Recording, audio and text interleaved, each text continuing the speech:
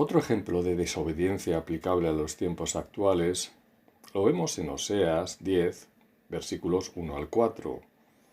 Israel es una frondosa viña que da abundante fruto para sí mismo. Conforme a la abundancia de su fruto, multiplicó también los altares.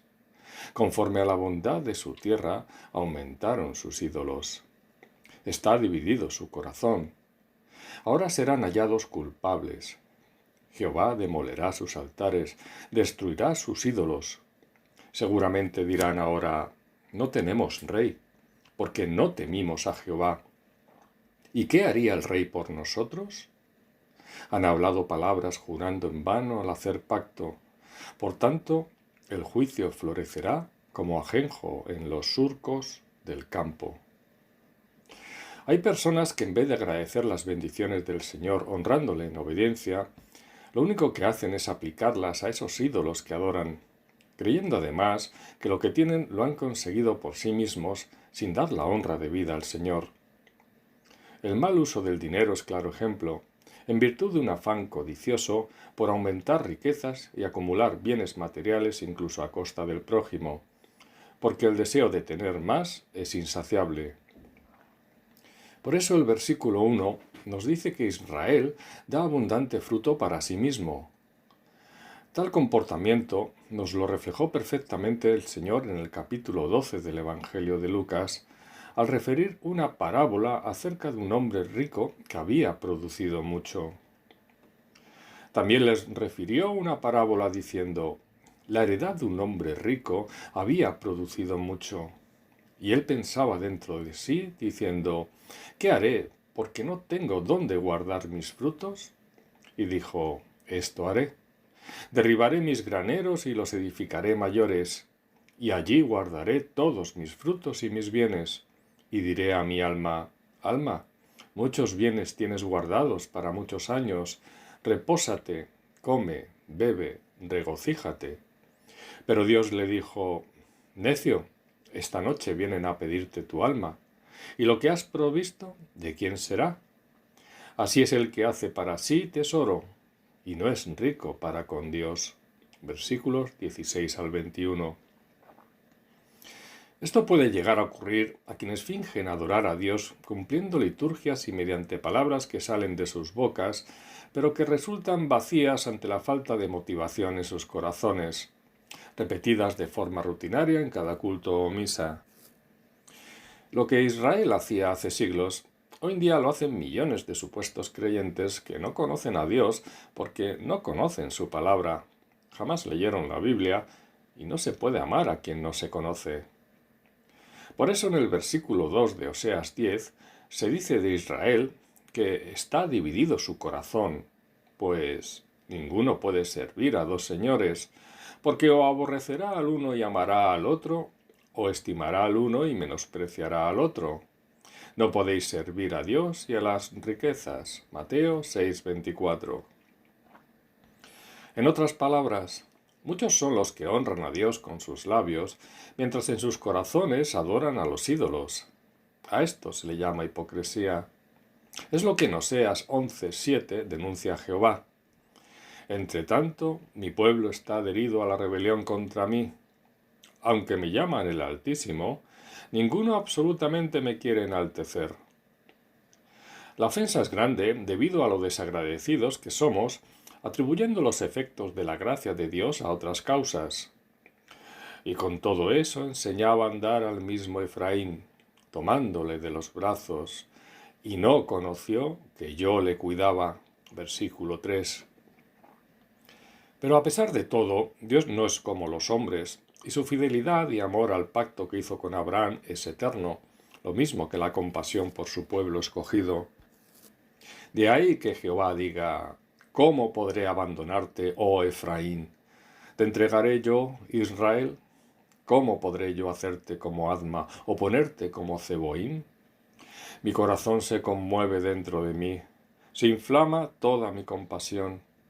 No ejecutaré el ardor de mi ira, ni volveré para destruir a Efraín, porque Dios soy, y no hombre, el santo en medio de ti, y no entraré en la ciudad. Versículos 8 y 9. Por lo tanto, más allá del juicio hay esperanza, porque Dios es moralmente santo y perfecto y siempre busca salvación a pesar del castigo. Por el contrario, en la naturaleza del hombre está el buscar venganza. De ahí que al final se producirá la restauración por medio del arrepentimiento, lo cual constituye el objeto del juicio de Dios sobre su pueblo. En pos de Jehová caminarán, él rugirá como león, rugirá, y los hijos vendrán temblando desde el occidente. Versículo 10. Algunos se engañan en su relación con Dios por el hecho de que las cosas les van bien. En Oseas 12:8 leemos: Efraín dijo: ciertamente he enriquecido, he hallado riquezas para mí. Nadie hallará iniquidad en mí, ni pecado en todos mis trabajos. Pero tengamos en cuenta que prosperidad no significa bendición de Dios.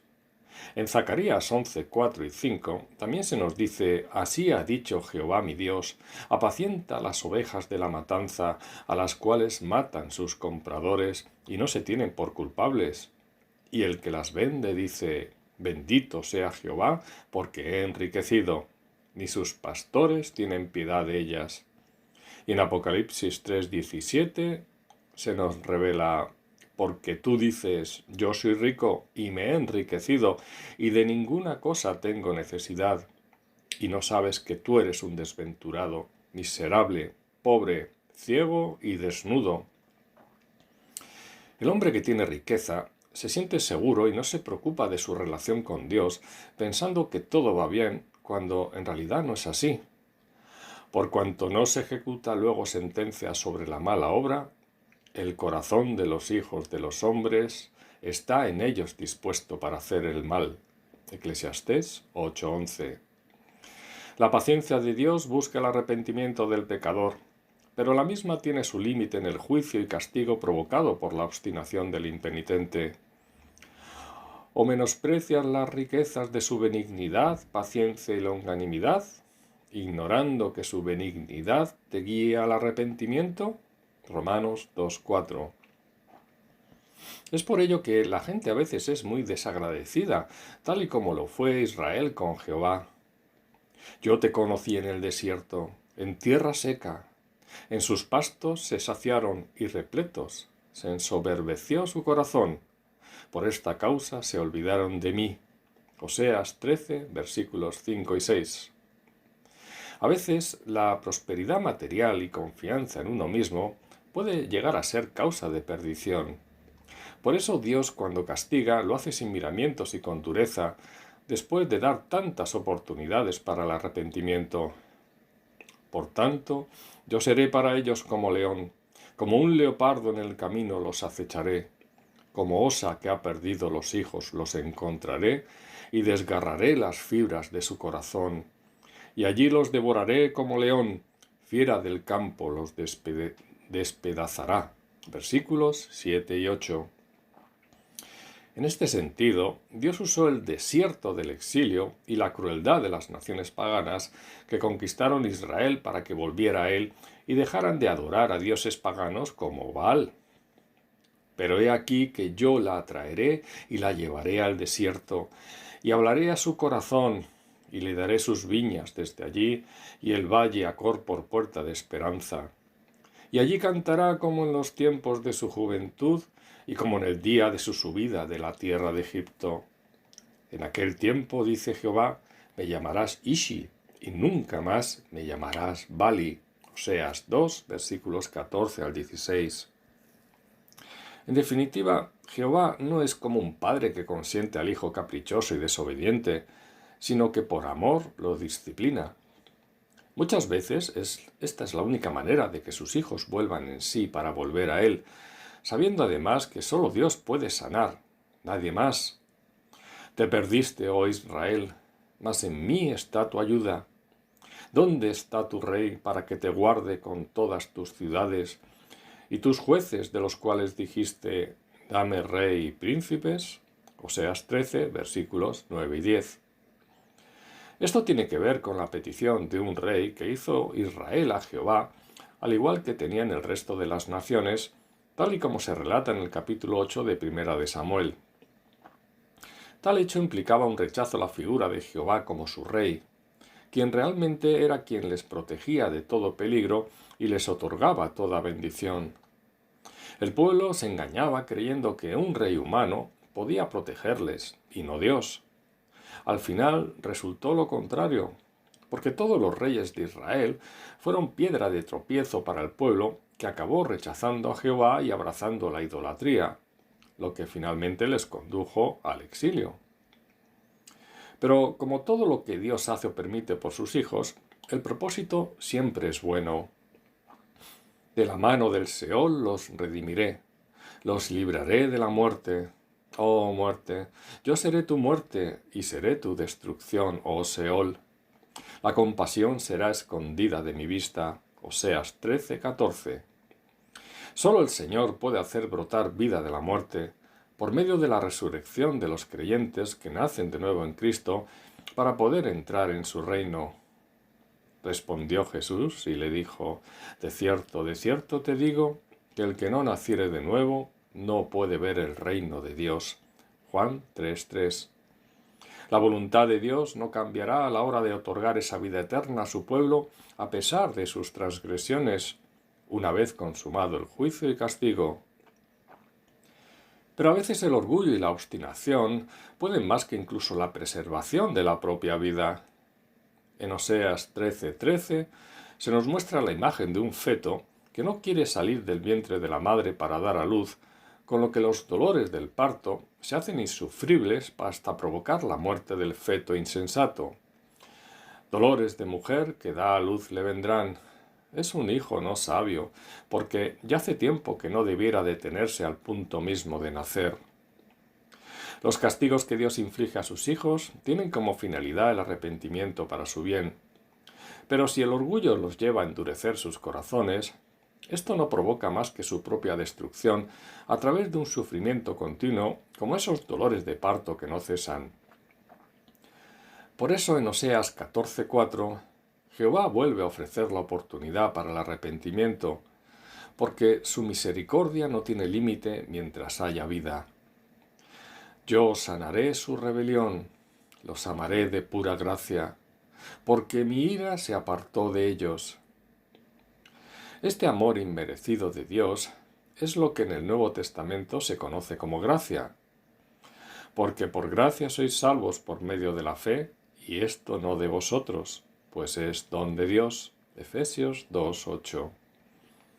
Con ello, Dios manifiesta que por medio de esa restauración, Él es quien sana, endereza y otorga el fruto propio de una vida gozosa, firme y estable, algo que no viene de los ídolos como creía su pueblo. Yo seré a Israel como rocío, él florecerá como lirio, y extenderá sus raíces como el Líbano. Se extenderán sus ramas, y será su gloria como la del olivo, y perfumará como el Líbano. Volverán y se sentarán bajo su sombra, serán vivificados como trigo, y florecerán como la vid. Su olor será como de vino del Líbano. Efraín dirá: ¿qué más tendré ya con los ídolos? Yo lo iré y miraré. Yo seré a él como la haya verde. De mí será hallado tu fruto. Oseas 14, versículos 5 al 8.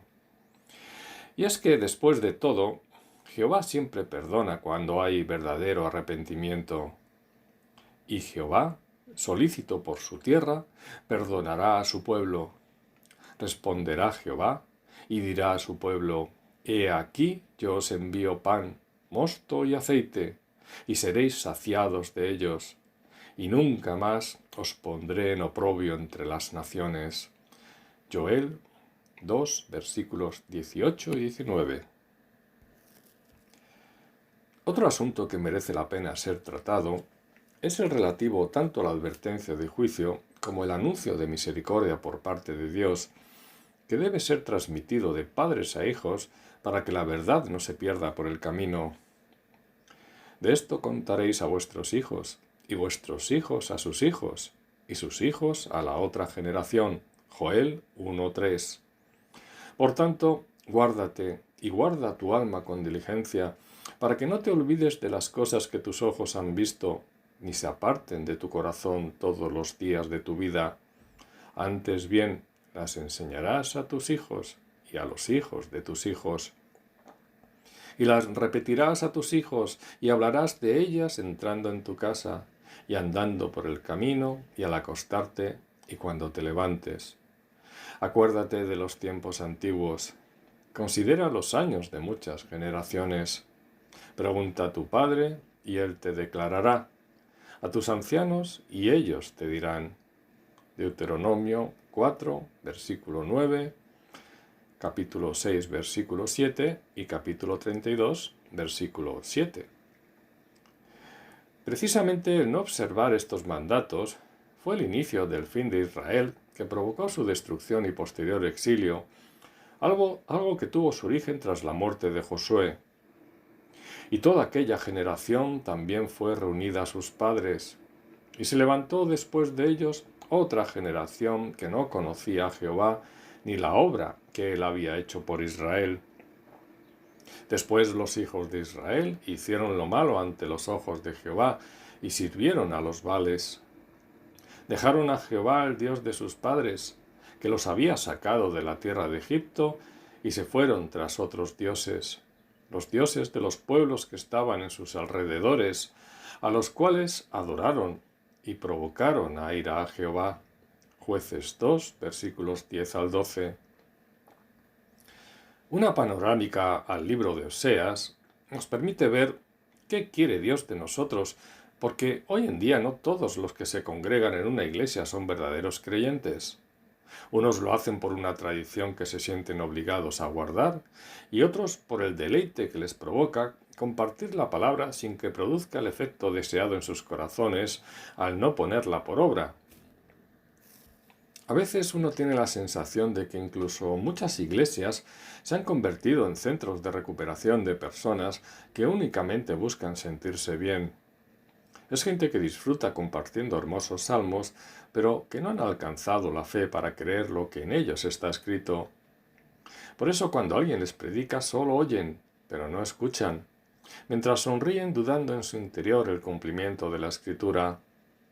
En todo caso, existe la carencia de frutos dignos de arrepentimiento.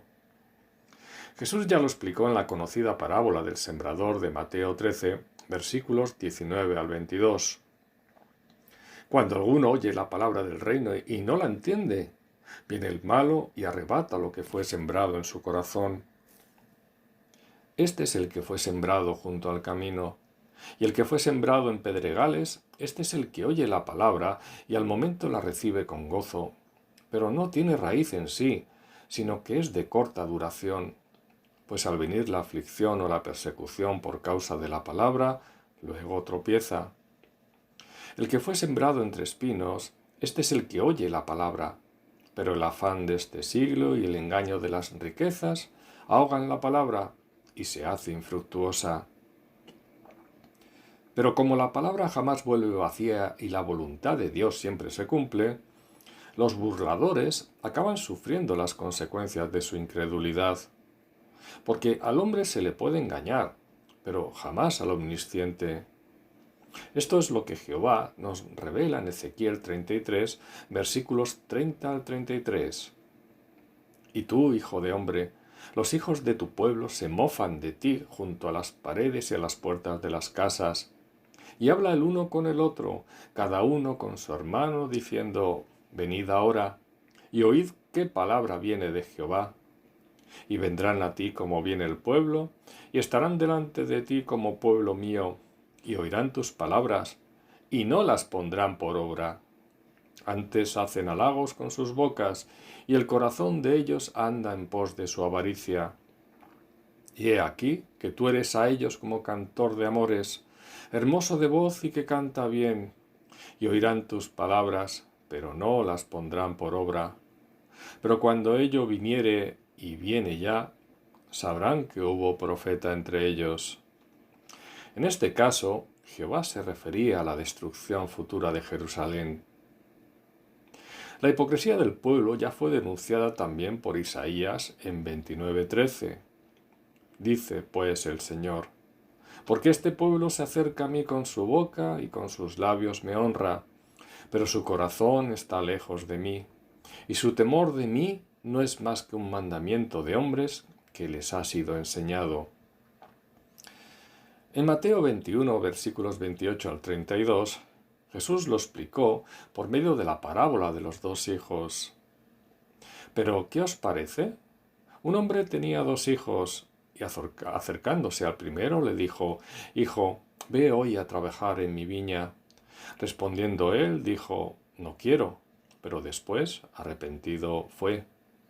Y acercándose al otro, le dijo de la misma manera, y respondiendo él, dijo: Sí, Señor, voy.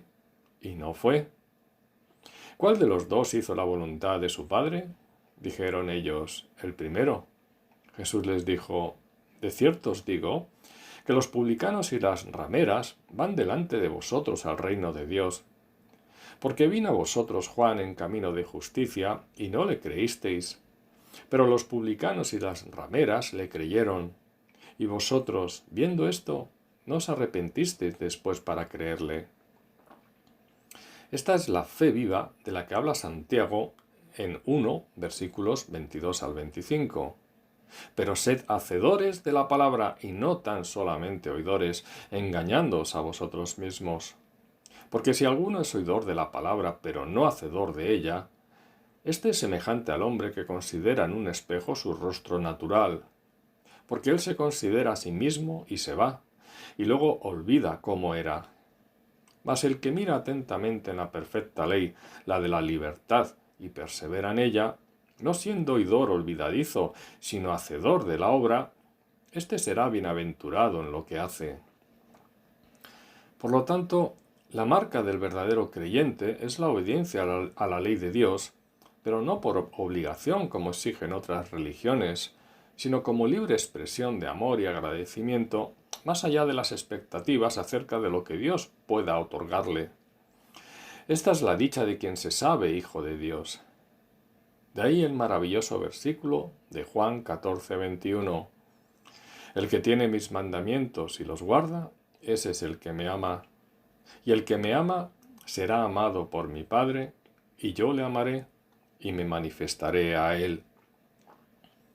Por lo tanto, no obedecemos para recibir bendición, sino precisamente por haberla recibido cuando no la merecíamos en absoluto.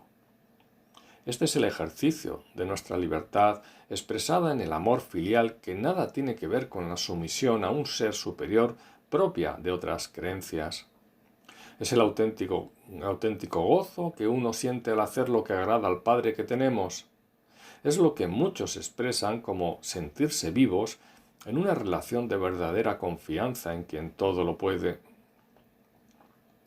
Por eso la obediencia debe partir de una predisposición del corazón que ha sido regenerado, lo cual otorga fidelidad a Dios por encima de todo para que lleguemos a ser como el buen siervo.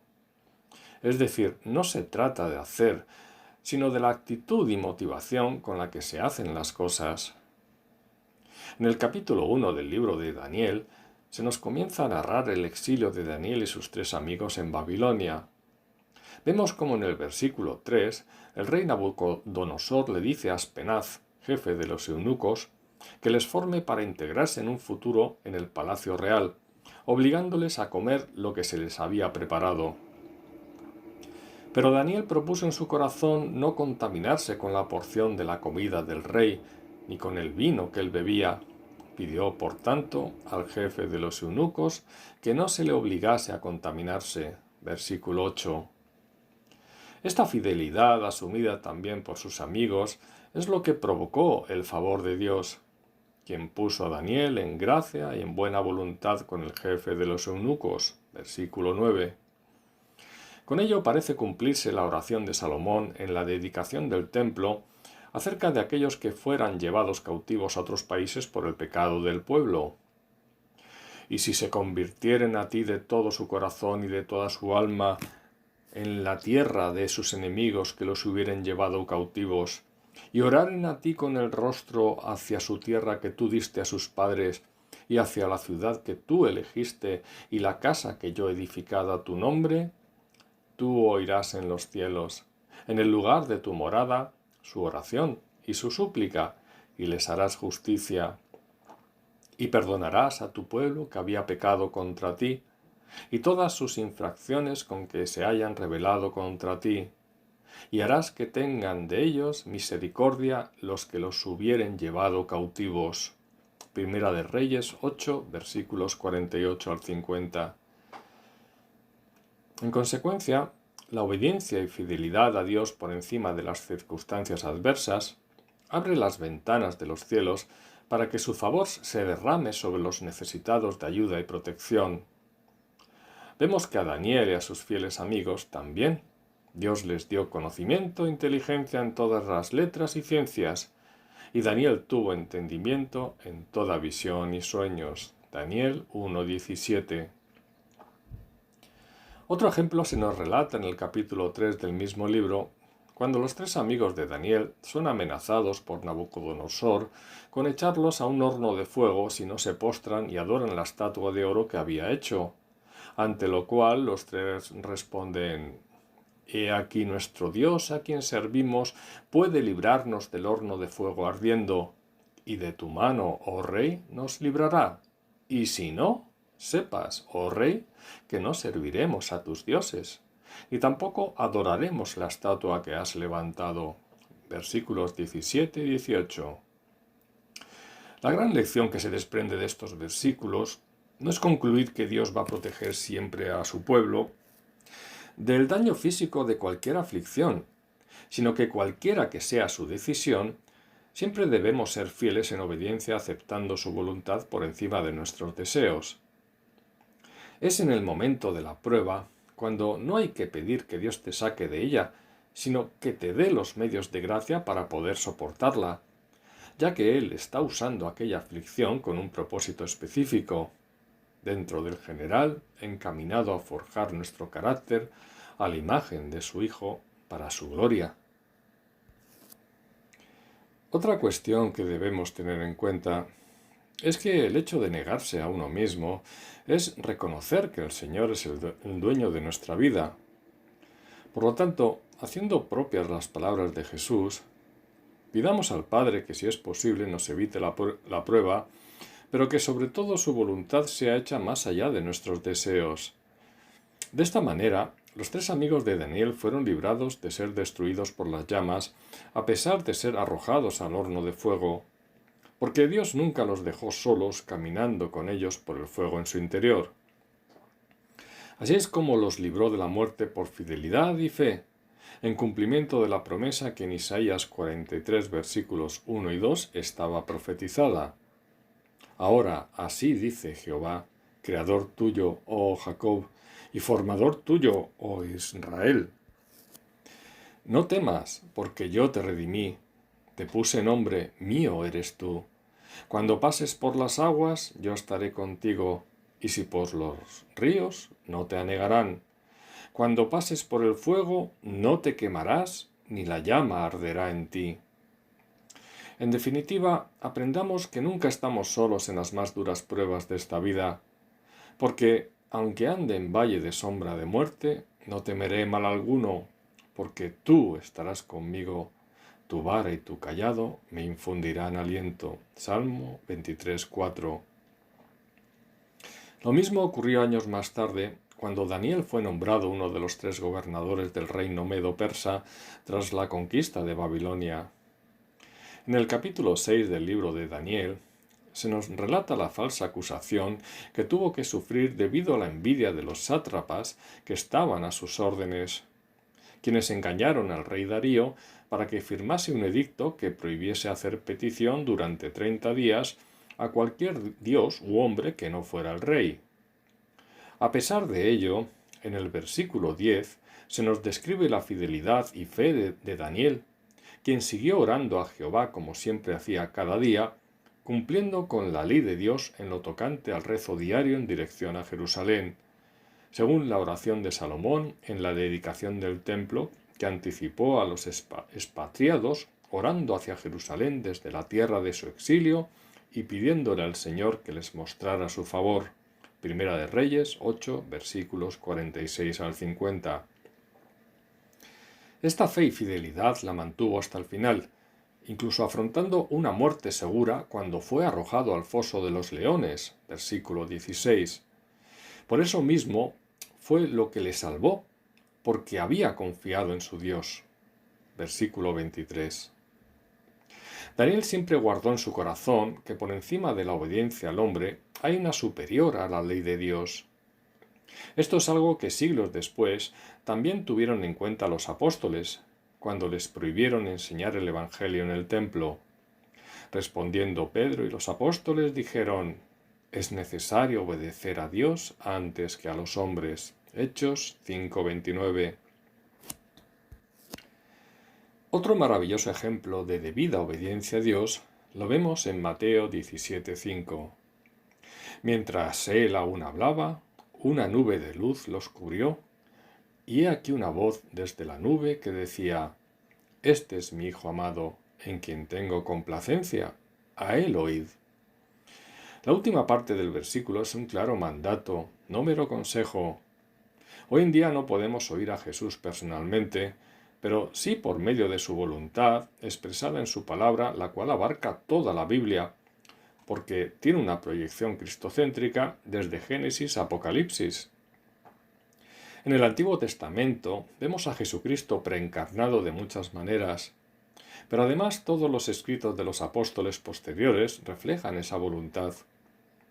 Por lo tanto, quien no lee la Biblia no oye al Hijo, y quien no le oye no obedece al Padre, a quien debemos obediencia cada día, y quien no obedece el mandato del Padre no puede esperar su favor. Por eso la palabra debe leerse a diario si es posible. Existe una bendición general para todos, incluso para los no creyentes, y los hijos de Dios hemos sido bendecidos por medio de nuestra salvación, pero el favor especial para situaciones concretas está íntimamente relacionado con esa obediencia. Esta es la razón por la que millones de creyentes en el mundo viven vidas apagadas y tristes, al no tener relación diaria con el Señor, y entonces el Espíritu Santo se contrista, y así no pueden ser usados por Dios para bendición y cumplir el propósito de sus vidas. Que la obediencia y el favor de Dios están estrechamente conectados es algo que de continuo se menciona a lo largo de las Escrituras, siendo los ejemplos de José en Egipto y de Daniel en Babilonia evidentes. Además, en 2 de Crónicas 16:9 leemos: porque los ojos de Jehová contemplan toda la tierra, para mostrar su poder a favor de los que tienen corazón perfecto para con él. Salmos 5:12 dice: porque tú, oh Jehová, bendecirás al justo, como un escudo lo rodearás de tu favor. En Proverbios 8:34 y 35 se nos revela que es bienaventurado el hombre que me escucha, velando a mis puertas cada día, aguardando a los postes de mis puertas. Porque el que me halle hallará la vida, y alcanzará el favor de Jehová. Según Proverbios 11:27, el que procura el bien buscará favor. Y en Proverbios 12:2 se añade que el bueno alcanzará favor de Jehová. Por otra parte, se puede afirmar que no aceptar en su integridad la palabra para aplicarla es lo mismo que rechazar a Dios, y ningunear su voluntad es revelarse en la práctica como un ateo, por mucha religión con la que uno se disfrace. Porque de nada sirve el signo sin la cosa significada. Circuncidaos a Jehová, y quitad el prepucio de vuestro corazón, varones de Judá y moradores de Jerusalén. No sea que mi ira salga como fuego, y se encienda y no haya quien la apague, por la maldad de vuestras obras. Jeremías 4:4. En igual sentido, se expresa Pablo en Romanos 2, versículos 25 al 29. Asimismo, no basta con confiar en la providencia de Dios, también hay que actuar cuando su tiempo lo requiere. Si Él pone los medios a nuestro alcance, es por algo, y si nos da talentos es para multiplicarlos, no enterrarlos. Solo nos exige esforzarnos y ser valientes, y que depositemos nuestra confianza en Él de cara al resultado final. Esto tiene mucho que ver con creer que Dios es soberano para que su voluntad sea hecha siempre, sea la que sea, nos guste o no, la comprendamos o no. En Hechos 18, cuando Pablo llega a Corinto, predicaba a los judíos y muchos de ellos se le oponían. Pero entonces el Señor se le apareció en una visión y le dijo: no temas, sino habla y no calles, porque yo estoy contigo y ninguno pondrá sobre ti la mano para hacerte mal, porque yo tengo mucho pueblo en esta ciudad. Versículos 9 y 10. Entonces Pablo permaneció en la ciudad 1 año y 6 meses enseñando la palabra de Dios. No se conformó con la afirmación de Dios esperando que todo surgiera espontáneamente en virtud de su soberanía, sino que él tuvo que hacer teniendo la certeza de lo que se le reveló. Igualmente sabemos que son pocos los obreros y mucha la mies. Lucas 10:2. Pidamos entonces al Señor de la mies que nos capacite para poder ejecutar su obra, dado que hay mucho que salvar de manos de los opresores. Salmo 119, versículo 121, de los soberbios, versículo 122, de los que invalidan la ley de Dios, versículo 126, y de los mentirosos, versículo 128.